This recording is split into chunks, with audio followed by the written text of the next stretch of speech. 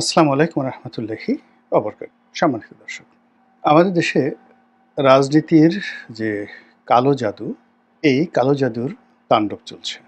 বিষয়টি পরিষ্কার করার জন্য জাদু এবং কালো জাদু সম্পর্কে সংক্ষেপে কোনো কথা বলা দরকার, কিছু কথা বলা দরকার। সেটি হলো, জাদু বিষয়টি আসলে একটা ভেলকিবাজি, হাতের কারসাজি এবং মানুষকে ধোঁকা দেওয়া। এখনো পর্যন্ত বিজ্ঞান যেটা প্রমাণ করেছে এবং পৃথিবীর সবচেয়ে বড় বড় যারা জাদুকর, যেমন ধরুন ডেভিড কভারফিল্ড, বাংলাদেশে ধরেন নামকরা জুয়েলার্স রয়েছেন। তো তাদের যে বক্তব্য, সাক্ষাৎকার, তাদের যে বই, এসবই বৈজ্ঞানিক। অর্থাৎ তারা যা কিছু করেন সেটা হলো মানুষের চোখে এমন কিছু তুলে ধরেন যেগুলো মানুষ ধরতে পারে না। মানুষের মধ্যে যেটা আছে যে থিঙ্কিং স্লো অ্যান্ড ফাস্ট, অর্থাৎ মানুষ, তাদের শতকরা ৯৯% মানুষ, আরও বেশি, আমাদের সমাজের শতকরা ১,০০০-এর মধ্যে ৯৯৯ জন মানুষ খুব দ্রুত চিন্তা করে এবং খুব দ্রুত সিদ্ধান্ত নেয়, কোনো ভেবেচিন্তে নেয় না। আর এই যে সে খুব দ্রুত চিন্তা করলো, চিন্তা করতে গিয়ে সে তার অতীত অভিজ্ঞতাকে সবসময় সে ভাবে। যেমন যদি বলা হয় গোলাপের রং কী, আপনি ১ সেকেন্ডও চিন্তা করবেন না। তারপরে যদি বলা হয় যে মুসলমানদের যে মৃতদেহ কি করা হয়, আপনি খুব দ্রুত চিন্তা করে বলবেন যে কবর দেয়া হয়। এই তো, এগুলোকে বলা হয় দ্রুত চিন্তা, থিঙ্কিং ফাস্ট অ্যান্ড স্লো। তো এই সংক্রান্ত অতি সম্প্রতি একটা বিখ্যাত বই এক ভদ্রলোক লিখেছেন। তো ড্যানিয়েল কানম্যান, এটা পড়লে আপনি বুঝতে পারবেন যে আসলে আমাদের এই জীবনে কী কাজ করি। তো যখন জাদুকর তার কোনো জাদু প্রদর্শন করেন, তিনি প্রথমত মানুষের এই দ্রুত চিন্তা, মানুষ সচরাচর যে জিনিসগুলো দেখে এবং খুব ১ সেকেন্ডের মধ্যে উত্তর দিয়ে দেয় এবং ১ সেকেন্ডের মধ্যে সে সিদ্ধান্ত নিয়ে ফেলে, ঠিক সেই বিষয়গুলোকে টার্গেট করে তারা জাদু, যে কারসাজি, সেই কারসাজি তারা দেখায়। তো এটা মূলত একটা ভেলকিবাজি, হাতের কৌশল, এবং এই কৌশলটিকে তারা ইনস্ট্রুমেন্টালি দেখানোর জন্য অনেক সময় এখানে ফিজিক্স ব্যবহার করেন, কেমিস্ট্রি ব্যবহার করেন, আরও অনেক কিছু করেন। কিন্তু বাস্তবতা হলো যে আমরা যা কিছু দেখি এর একটিও সত্য নয়। এটি হলো জাদু। আর কালো জাদুর যে বিষয়টি, জাদু এবং কালো জাদু, কালো জাদুর বিষয়টি হলো মানুষের একটা মনস্তাত্ত্বিক ভয় এবং আতঙ্ক। এগুলো সাধারণত পরাজিত পুরুষ, পরাজিত নারী, জীবনযুদ্ধে কোথাও সে সফল হতে পারেনি, অথবা তার সকল চেষ্টা কেবলই মাত্র ব্যর্থ হয়েছে। একটা সময় সে নিজের প্রতি সে বিশ্বাস হারিয়ে ফেলেছে।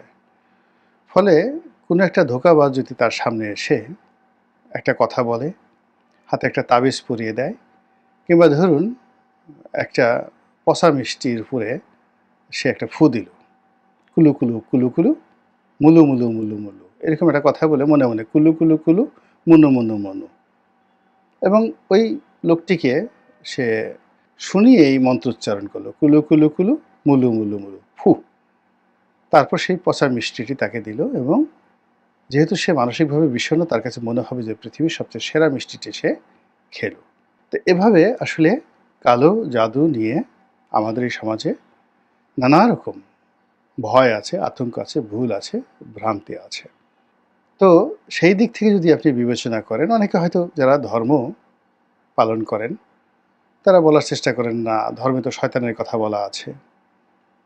তারপরে ধর্মে যে জাদু করা হয়, আল্লাহ রাসূলকে জাদু করা হয়েছে, তিনি সেই জাদুতে অসুস্থ হয়ে পড়েছেন এবং তার সেই জাদু থেকে তিনি রক্ষা পাওয়ার জন্য আল্লাহ আবার কোরআনের আয়াত নাজিল করেছেন। এই বিষয়টি সম্পূর্ণ আলাদা একটা বিষয়। এখানে তর্ক রয়েছে, বিতর্ক রয়েছে। ধর্ম এরকম একটা বিষয় যে এগুলো নিয়ে আসলে বিতর্ক করা যায় না, এটা একটা বিশ্বাসের বিষয়। কিন্তু ধর্মের বাইরে যে জিনিসগুলো রয়েছে, সেই বিষয়গুলো নিয়ে আপনি আলোচনা করবেন, বিতর্ক করবেন, সমালোচনা করবেন, এবং বিজ্ঞান, বিজ্ঞানকে অনুসরণ করবেন। তো বিজ্ঞান আসলে এই সকল জাদু, কালো জাদু, বান, টোনা মারা, এই জিনিসগুলোতে বিশ্বাস করে না। কিন্তু তারপরেও আমাদের এই সমাজে এই জিনিসগুলো প্রচুর চলে। জাদুর নাম শুনলে, কালো জাদুর নাম শুনলে, এই লোকটা জাদু জানে, অনেক শিক্ষিত লোকও দেখা গেল তার সঙ্গে গণ্ডগোলে যাবে না। রাস্তার পাশে বসে আছে, মলমূত্র চারিদিকে পড়ে আছে, মাথায় জটা, নাক দিয়ে সর্দি ঝরছে, তারপর শেষে হাতে অনেকগুলো বালা, ৩-৪টা লাঠি, চুপচাপ বসে আছে, গাঁজা খেয়ে শুয়ে আছে। এরকম কি অনেক লোক আপনি হাইকোর্টের মাজারের আশেপাশে দেখতে পাবেন। তো সারাদিন তারা বসে থাকে, খেয়াল নাই, কোনো কিছু নাই। হঠাৎ করে দেখা গেল গাড়ি থেকে নেমে কোটটায় পরে এক ভদ্রলোক, ওরে আমার বাবা রে, বাবা গো গাজা বাবা, অলি বাবা, ধরে তার পা সালাম করে চুমু করে তার কাছ থেকে একটা তাবিজ নেওয়ার জন্য তাকে হয়তো দেখা গেল ১,০০,০০০ টাকা দিয়ে গেল। এই ঢাকা শহরে এরকম অনেক ঘটনা ঘটে, এবং এই সকল ঘটনার জন্য অনেক লোক বিশেষ বিশেষ জায়গায় এইভাবে সং ধরে বসে থাকে। তো এই হলো মূলত জাদু এবং কালো জাদুর যে অন্তর্নিহিত কথা। এখন আমাদের রাজনীতিতে এই কালো জাদুর প্রচলন শুরু হয়েছে প্রচণ্ডভাবে এই মুহূর্তে। এর কারণ হলো রাজনীতির যে একটা হিসাব আছে, রাজনীতির একটা বিজ্ঞান আছে। বিজ্ঞানের প্রথম শর্ত হলো, আমি বিশ্বাস করি না প্রমাণ ছাড়া। ২ নম্বর হলো বিজ্ঞানের সফলতা কী? বিজ্ঞানের সফলতা হলো অতীতের বিজ্ঞানের যে কোনো একটা থিওরিকে বা বিজ্ঞানের সফলতাকে মিথ্যা প্রমাণ করে ওটার উপর একটা নতুন সত্য প্রতিষ্ঠিত করা। এটাই হলো বিজ্ঞান। এখন রাজনীতি হলো একটা বিজ্ঞান। তো রাজনীতির যদি বিজ্ঞানের সূত্র হয়, সেটা হলো আওয়ামী লীগ যা কিছু করেছে তার চেয়ে আমাকে ভালো করতে হবে। আওয়ামী লীগের সকল ব্যর্থতা, সফলতাকে মাটি চাপা দিয়ে এরকম একটা সফলতার পিরামিড তৈরি করতে হবে, যে যা দেখে সবাই বলবে শেখ হাসিনার চাইতে আমি ভালো শাসক, উত্তম শাসক। এর কোনো বিকল্প নেই। আর যখনই দেখা গেল যে আমি এমন কর্মকাণ্ড করছি, বারবার শুধু শেখ হাসিনার কথা মনে পড়ছে, তখন আমি একজন ব্যর্থ। রাজনীতির বিজ্ঞান অনুযায়ী আমি ব্যর্থ।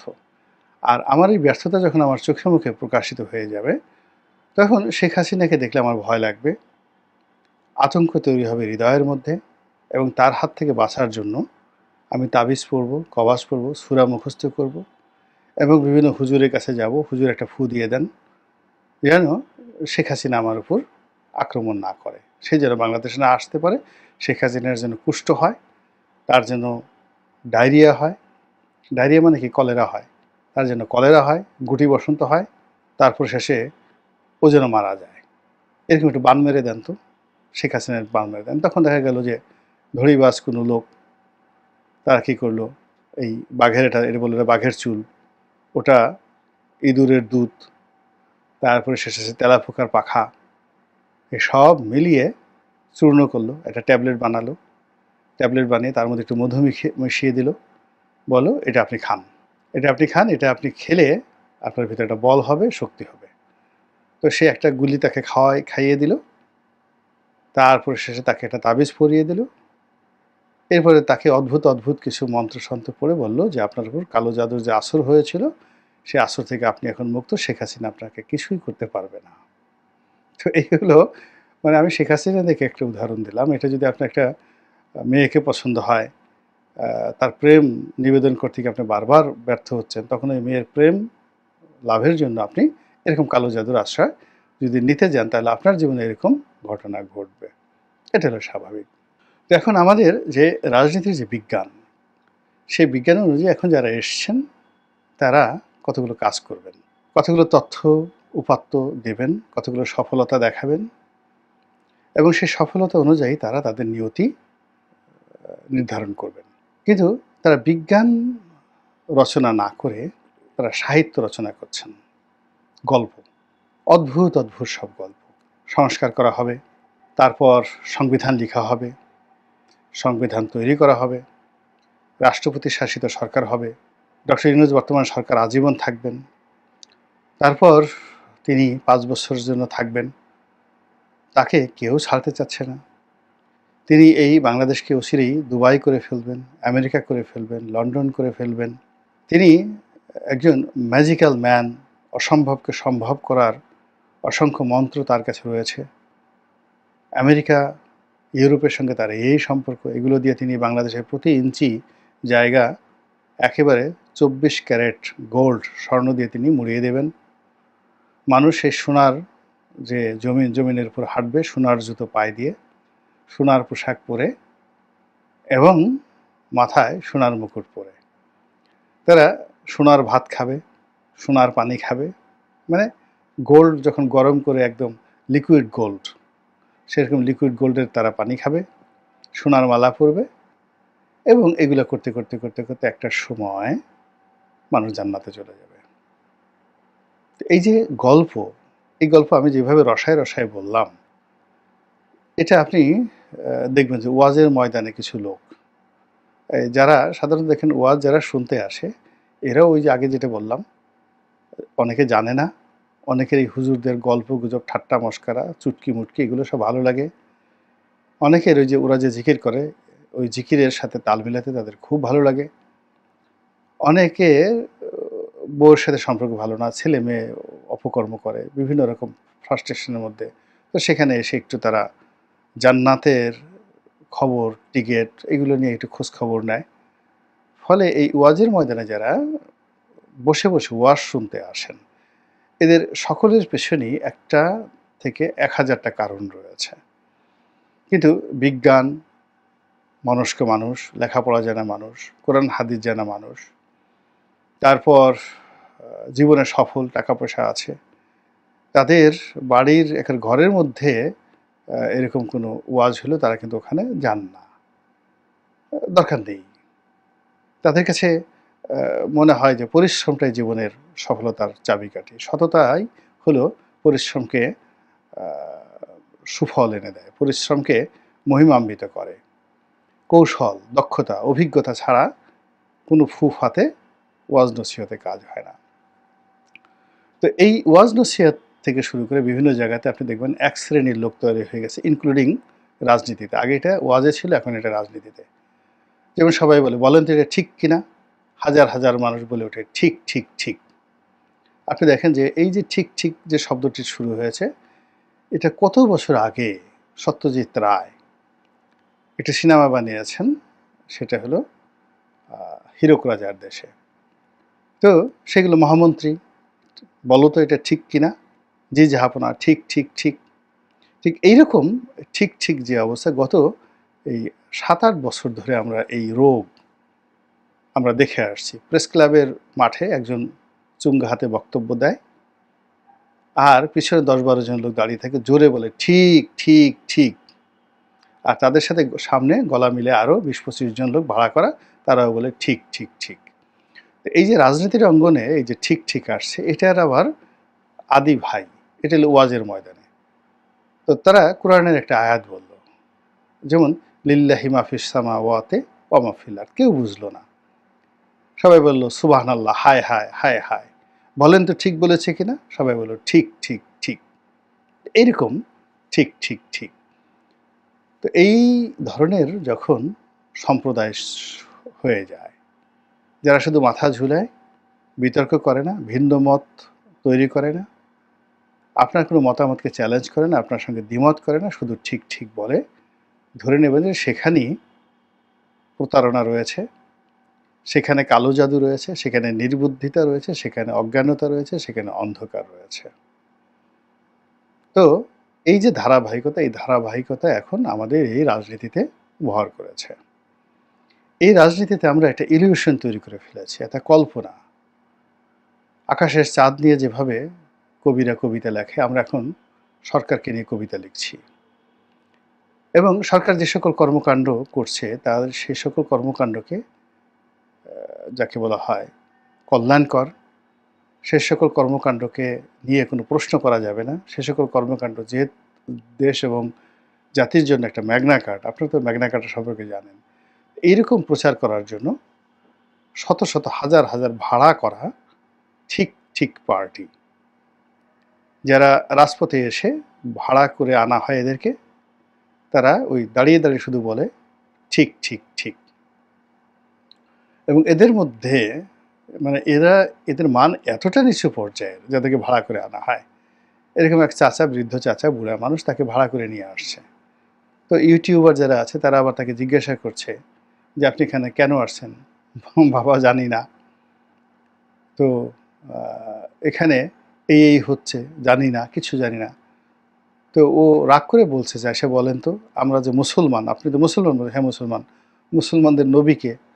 তো সেই চাচা বলতেছে হাসিনা, মুসলমানদের নবী শেখ হাসিনা। তা আসছে হাসিনা বিরোধী আন্দোলনে, হাসিনার পতনের জন্য, আর সেখানে হাসিনাকে নবী বলে এরকম একজন লোককে ভাড়া করে তারা নিয়ে আসছে ঠিক ঠিক বলার জন্য। তো বুঝতে পারেন যে সেখানে কী ধরনের কালো জাদু হয়ে গেছে। একইভাবে আপনি যদি এই জাস্টিস মানে যাকে বলা হয় না রাষ্ট্রপতি আব্দুল হামিদ সাহেবের দেশ ত্যাগ, এখানেও গিয়ে দেখবেন উনি যেভাবে গেছেন আর এখন যা কিছু হচ্ছে পুরোটাই কালো জাদু। আবার ডক্টর মোহাম্মদ ইউনূস এবং তার যারা লোকজন তাদেরকে সমর্থন করার জন্য ফেসবুক, ইউটিউব, টুইটার, সামাজিক মাধ্যম, সংবাদপত্র, এখানে যে একটা অলিগার শ্রেণী তৈরি করা হয়েছে, এরাও ওই চাচার মতো ঠিক ঠিক। তারা সেই যাকে বলা হয় ডক্টর মোহাম্মদ ইউনূসকে অনেকে ইতিমধ্যে বড় বড় আলেম, নামধারী, যাদেরকে আলেম হিসেবে জানে, তারা ইতিমধ্যে তাকে কেউ দেবতা বানিয়ে ফেলেছেন, কেউ ওলি আল্লাহ বানিয়ে ফেলেছেন, কেউ তাকে নবী বানিয়ে ফেলেছে। নবীকে যেভাবে আল্লাহ সিলেক্ট করেন, ইউনূসকেও ঠিক সেইভাবে সিলেক্ট করা হয়ে গেছে। কাজেই তার বিরোধিতা করা যাবে না। আর একজন সবাইকে নিয়ে মোনাজাত করছেন যে এই ইউনূস যেন যতদিন জীবিত আছে ততদিন যেন আল্লাহ এই ইউনূস আমাদের ক্ষমতায় থাকে। এরকম বড় বড় মোল্লা, বিশাল দাড়ি, তারপরে সে হাজার হাজার নয় লাখ লাখ তাদের অনুসারী আছে। কয়দিন আগে তারা ডক্টর মোহাম্মদ ইউনূসের বিরুদ্ধে ওয়াজ করে সুদি ইউনূস বলে ফাটিয়ে ফেলছে। কয়েকদিন আগে তারা শেখ হাসিনাকে তাদের মা বলে চোখের পানিতে পুরো ভাসিয়ে ফেলেছে। আল্লাহর রহমত বরকত শেখ হাসিনা মতো মানুষ আমাদের দেশে আছে বলে ইসলাম রক্ষা পাচ্ছে। সেই মানুষগুলো এখন শেখ হাসিনার রহমতুল্লাহ গালাগালি করছে এবং তারা বলছে আমাদের দেশের জন্য এখন ডক্টর মোহাম্মদ ইউনূস ছিল রহমত। এবং ডক্টর মোহাম্মদ ইউনূস যে সকল সংস্কার করতে চাচ্ছে, এই সংস্কার শেষ না হওয়া পর্যন্ত কোনো নির্বাচন কোনো কিছু হবে না। তো এই কথাগুলো যদি আপনি একত্র করেন তাহলে আপনি বুঝতে পারবেন যে রাজনীতির অঙ্গন কালো জাদুর কবলে কিভাবে পড়েছে। আর এখানে মানুষ কিভাবে মাতাল হয়ে কালো জাদুর কবলে পড়ে কিভাবে মাতাল হয়ে যে কথাবার্তাগুলো বলছে, ওরা লজ্জা শরম বলতে ওদের কোনো জিনিস নাই। কয়দিন পরে যদি এই লোকগুলো কাপড় চোপড় খুলে একেবারে প্রকাশ্য রাজপথে তারা যদি হাঁটতে থাকে যে আমরা জন্ম নিয়েছি সেই উলঙ্গ হয়ে, আমাদের মরতে হবে উলঙ্গ হয়ে, কিয়ামতের ময়দানে আমাদেরকে দাঁড়াতে হবে উলঙ্গ হয়ে। তো আমরা এই বাংলাদেশে রাজনীতির যে সমাবেশ হবে সেখানে আমরা কেন লুঙ্গি পরে যাব, প্যান্ট পরে যাব, আমরা এখানে উলঙ্গ হয়ে যাব? তো মানুষের যে ওই যে উলঙ্গ রাজার কাহিনী, রাজ দরবারে যদি রাজা উলঙ্গ হয়ে আসতে পারে মানুষের বুদ্ধিতে, তো ওই রাজার উপরে কালো জাদুর যে কতটা অপছায়া পড়েছিল, যে রাজা উলঙ্গ হয়ে তাকে বলা হয় যে এটা এরকম একটা কাপড় আপনি পরেছেন যে কাপড় আপনি দেখতে পাচ্ছেন না, সূক্ষ্ম একটা কাপড়। এবং মানুষের কথায় সে এতটা কনভিন্স যে উলঙ্গ হয়ে সে এসে সিংহাসনে বসলো। এটা যদি রাজার ক্ষেত্রে প্রযোজ্য হতে পারে, গল্প সাহিত্য হতে পারে, তাহলে আমাদের এই সমাজে যদি হঠাৎ করে দেখেন যে 1 লাখ এরকম উলঙ্গ লোক সেই তাদের যে কাঙ্ক্ষিত রাজাধিরাজ তার প্রশংসা করতে করতে, অঙ্গ দুলাতে দুলাতে, তাদের সোনাদানা দুলাতে দুলাতে তারা সেই রাজপথ প্রকম্পিত করছেন, কি বলবেন আপনি? অসম্ভব না। ভারতে গিয়ে দেখেন এরকম ন্যাংটা বাবা প্রচুর আছে। স্বয়ং নরেন্দ্র মোদী এরকম দেখলাম যে এক ন্যাংটা বাবা, তার কাছে গিয়ে সে মাথা নত করে সেই ন্যাংটা বাবার একদম যে লজ্জা স্থান, সেই লজ্জা স্থান যেটা শিবলিঙ্গ বলে যারা লিঙ্গ পূজা করে, তো ওইরকম ওই ন্যাংটা বাবার সেই লিঙ্গ পূজা করার জন্য একেবারে মাথাটা লিঙ্গর সাথে মিস্টার নরেন্দ্র মোদী তিনি একেবারে মানে একেবারে স্পর্শ করেছেন, তার মস্তক স্পর্শ করেছে সেই ন্যাংটা বাবার লিঙ্গ। এটা আমাদের ভারত দেশে, ভারতে যদি নরেন্দ্র মোদী এই কাজ করতে পারে, আমাদের দেশে কালো জাদুর প্রভাবে যদি এরকম কোনো ঘটনা ঘটে, তাহলে তখন আপনি কি করবেন? আমি যেটি করব, আল্লাহর কাছে বলতেছি যে আল্লাহ ওই দৃশ্য দেখার আগে যেন আমার একটা সম্মানজনক মৃত্যু হয় এবং আপনি এই দৃশ্য দেখার আগে আপনার দরবারে আমাকে নিয়ে যান। আসসালামু আলাইকুম রহমতুল্লাহি ওয়া বারাকাতুহু।